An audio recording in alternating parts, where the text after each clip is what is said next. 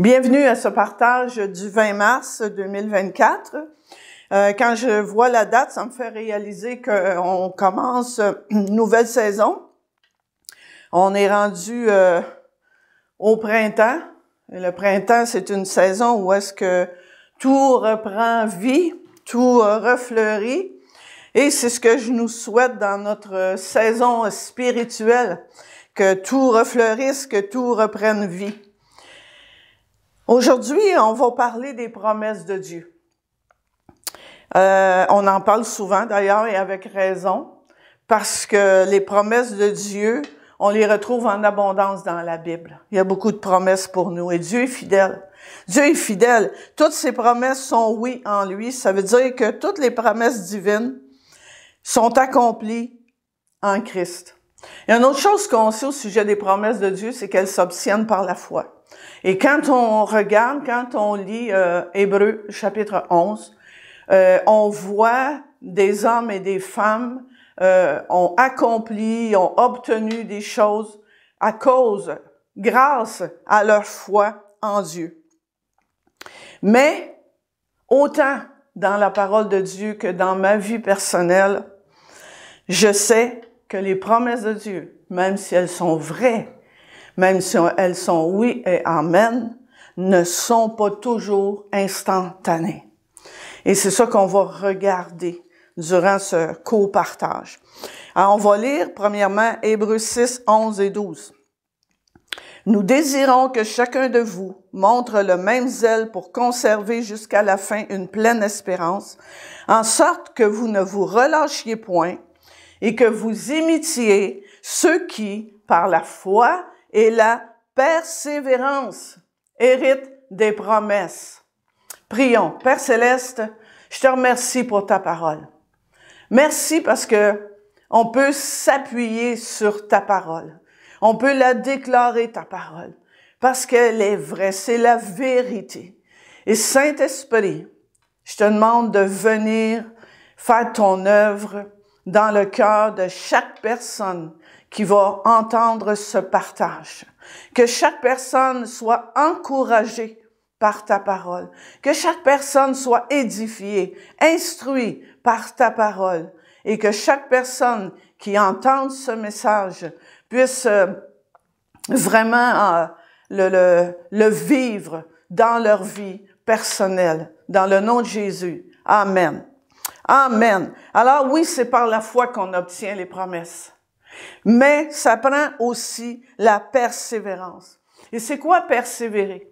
Persévérer, ça dit, c'est une ténacité face au découragement et à l'opposition. À être tenace, malgré le découragement parfois, malgré l'opposition, malgré les épreuves, malgré toutes les circonstances. Il y a plusieurs années, il y a quelqu'un, un homme de Dieu m'avait donné, ou une femme de Dieu, je me souviens plus, ça fait longtemps, mais j'ai retenu la parole, m'avait dit que j'étais comme un bulldog, dans le sens que quand j'avais quelque chose, je le lâchais pas facilement. C'est ça, persévérer. C'est ça d'être tenace. Et c'est pas facile. C'est pas facile. Si c'était facile, ben, on parlerait pas de persévérance. Et si on continue dans les versets 13 et 15 de Hébreux 6, ça dit « Lorsque Dieu fit la promesse à Abraham, ne pouvant jurer par un plus grand que lui, il jura par lui-même et dit « Certainement je te bénirai, je multiplierai ta postérité. » Ça, c'est la promesse.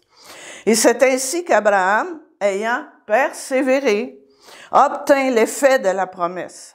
Mais Abraham a persévéré 24 ans avant d'obtenir ce que Dieu lui avait promis dans Genèse 15, 5, qui dit, et après l'avoir conduit dehors, il dit, regarde vers le ciel et compte les étoiles si tu peux les compter. Et il lui dit, telle sera ta postérité. La promesse de Dieu à Joseph a pris de nombreuses années, plusieurs années avant de se réaliser.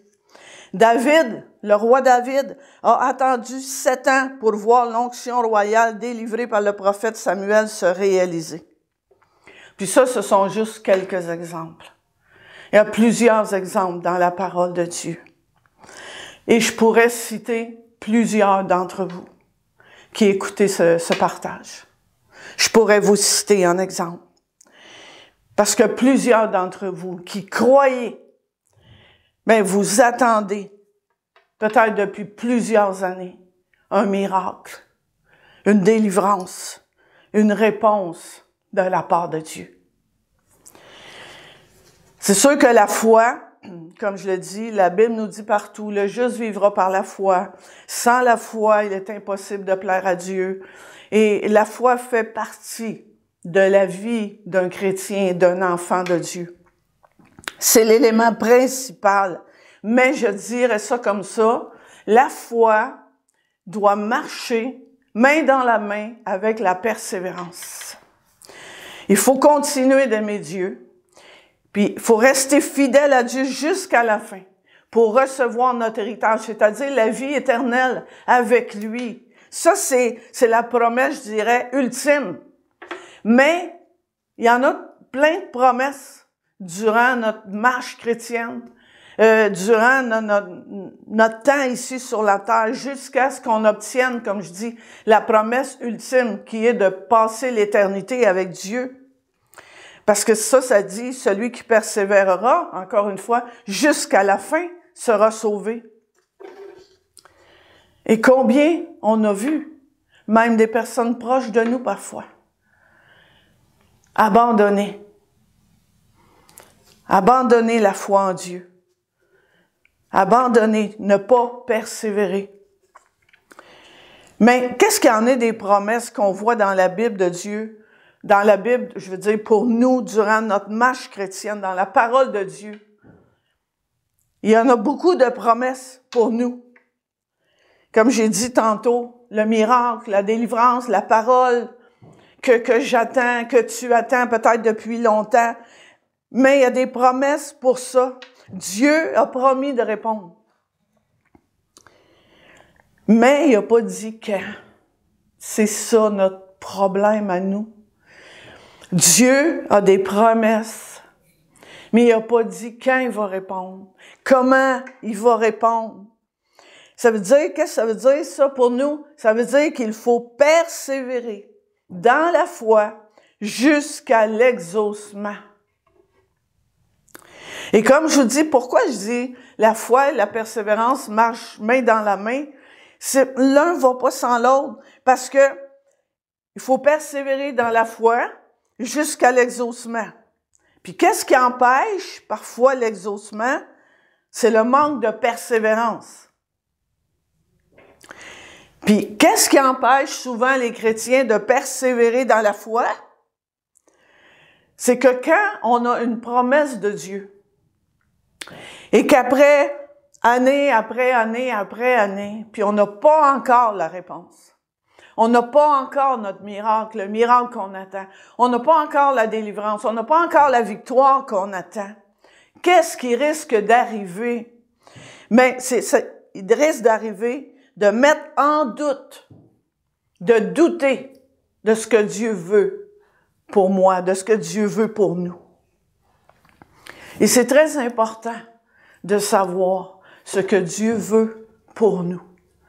Alors, il faut, comme j'ai dit, comme ça dit dans Hébreux, ça dit « Imitez ceux qui, par la foi et la persévérance, héritent des promesses ». Ça prend la foi pour hériter des promesses, mais quand les promesses de Dieu ne se réalisent pas dans un laps de temps, je dirais que nous, on considère peut-être normal, qu'est-ce qui arrive? C'est là que la persévérance est importante. Quand les obstacles arrivent. Quand Satan veut mettre des doutes dans notre esprit, il nous dit toutes sortes de choses, que c'est pas pour nous, que ça arrivera pas, ça fait tellement longtemps que t'attends. Tu sais, c'est là qu'on doit vraiment s'appuyer sur la parole de Dieu, qu'on doit vraiment savoir ce que Dieu veut pour nous et de persévérer, de tenir ferme. C'est vrai, des fois, le découragement peut venir. Parce que, surtout lorsqu'il est question de maladies ou de situations qui sont dramatiques presque là, dans notre vie. Le découragement peut venir. Mais c'est là qu'il faut garder nos yeux fixés sur Jésus. Il faut s'appuyer sur la parole de Dieu qui est la vérité. Et persévérer. Si c'était facile, on ne parlerait pas de persévérance. Dans une course, là, dans un marathon, c'est toujours facile au début. Mais plus la course avance, ça devient difficile. Mais si tu veux te rendre au but, tu dois persévérer. Malgré la fatigue, malgré les fois que tu peux te décourager parce que tu vois pas le bout. Mais tu dois persévérer. Il faut que j'ai une pleine confiance en Dieu pour persévérer. C'est pour ça, encore une fois, je le répète, la foi et la persévérance vont souvent ensemble quand les promesses de Dieu ne s'accomplissent pas. Il y en a des promesses qui s'accomplissent instantanément. Il y a des prières qui sont répondues presque instantanément. Mais vous savez très bien, comme moi, que ce n'est pas toujours le cas. Et je vais terminer avec quelques versets. Dans 1 Jean 5, 14 et 15, ça nous dit: « Nous avons auprès de lui cette assurance que si nous demandons quelque chose selon sa volonté, » c'est pour ça que je vous dis, c'est important de savoir ce que Dieu veut pour nous. Il nous écoute. Et si nous savons qu'il nous écoute, quelque chose que nous demandions, nous savons que nous possédons la chose que nous lui avons demandée. Romains 5, 3, 4 dit: « Mieux encore, nous tirons fierté même de nos détresses. » Ouf, c'est quelque chose, ça. Tirer fierté de nos détresses, car nous savons que la détresse produit la persévérance. La persévérance conduit à la victoire dans l'épreuve, et la victoire dans l'épreuve nourrit l'espérance. Et dernier verset, Hébreux 10, 36, 39. « Car vous avez besoin de persévérance, afin qu'après avoir accompli la volonté de Dieu, vous obteniez ce qui vous est promis. Encore un peu de temps. Celui qui doit venir viendra, et il ne tardera pas. Et mon juste vivra par la foi. Mais s'il se retire, mon âme ne prend pas plaisir en lui. » Et j'aimerais que le dernier verset, le déclarer pour moi et pour chacun de vous qui écoutez. Nous ne sommes pas de ceux qui se retirent pour se perdre, mais de ceux qui ont la foi pour sauver leur âme et pour persévérer jusqu'à la fin et jusqu'au retour de Jésus-Christ. Amen. On va terminer avec un merveilleux chant. Cœur à cœur avec toi, Seigneur. Et c'est ce que je vous souhaite. Un cœur à cœur avec le Seigneur. Un cœur à cœur avec ton Papa céleste. Soyez bénis.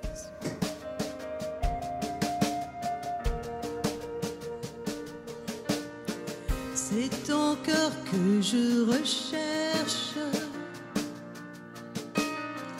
Dès que le soleil se lève, je connais ta douce voix. Mon cœur ne brûle que pour toi. C'est toi seul que je désire. Même quand mes pensées chavirent, je connais ta douce voix.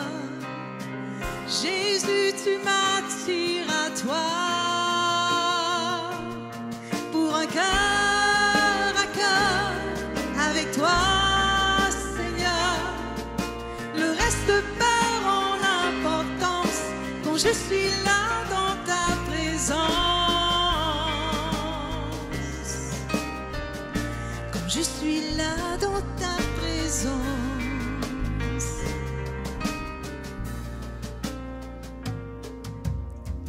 Dans tes bras je me repose.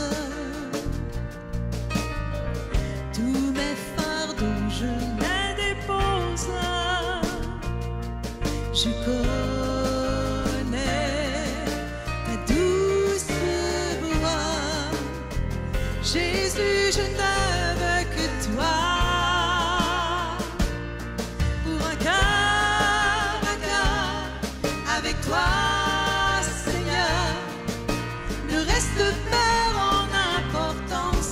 Quand je suis là dans ta présence, face à face, devant ta grâce, ne reste pas en importance. Quand je suis là dans ta présence, abandonne tout. Alléluia, Jésus, abandonne-toi à lui. Je plie le genou, j'abandonne tout.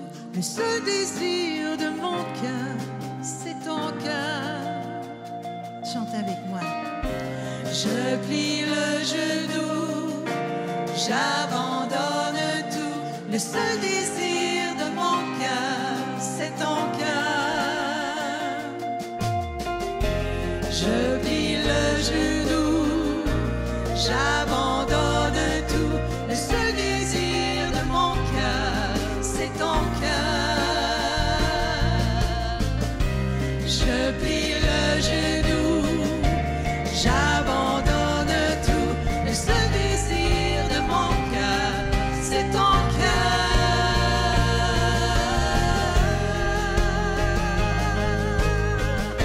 C'est ton cœur,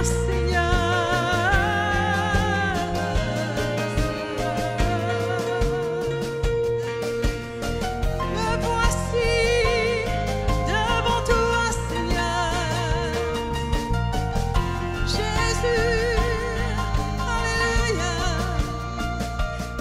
Pour un cœur à cœur avec toi, Seigneur, ne reste pas en importance. Quand je suis là dans ta présence, face à face, devant ta grâce, ne reste pas en importance. Quand je suis là dans ta présence, quand je suis là dans ta présence, je suis là dans ta présence. Louons-le, alléluia. Jésus, tu es ici, ta présence, alléluia. On est là, Seigneur, dans ta présence, Jésus. Viens toucher, Seigneur.